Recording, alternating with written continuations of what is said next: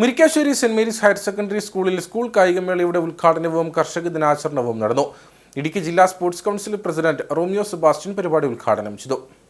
പാരമ്പര്യമുള്ള സ്ഥലമാണ്. ഇന്ത്യക്ക് വേണ്ടി തന്നെ ഒരുപാട് അവസരങ്ങളിൽ ഏഷ്യാഡിലും അതുപോലെ തന്നെ ഒളിമ്പിക്സിലുമെല്ലാം ഒരുപാട് മെഡലുകൾ നേടിയിട്ടുള്ള പാരമ്പര്യമുള്ള പ്രദേശമാണ് ഇടുക്കി. അപ്പം നമ്മൾ തീരെ മോശക്കാരല്ല.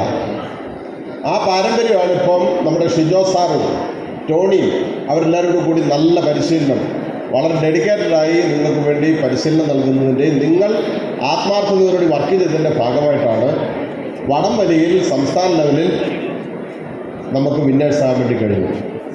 അപ്പോൾ സംസ്ഥാന ലെവലിലും ജില്ലാ ലെവലിലും മെഡലുകൾ വാങ്ങിയ ഈ നമ്മുടെ സ്കൂളിൻ്റെ അഭിമാനമായി മാറിയിട്ടുള്ള കുട്ടികളെ ഈ അവസരത്തിൽ ഞാൻ പ്രത്യേകമായിട്ട് അഭിനന്ദിക്കുകയാണ്.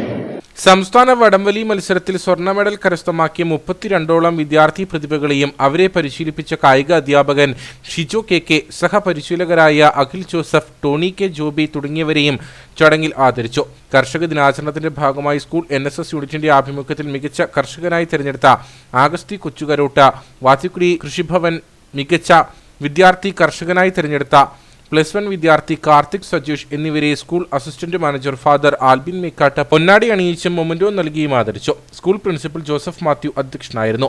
Headmistress Jijimol Mathew, PTA president Riji George, secretary George Thomas, staff secretary Sibi Joseph തുടങ്ങിയവർ സംസാരിച്ചു.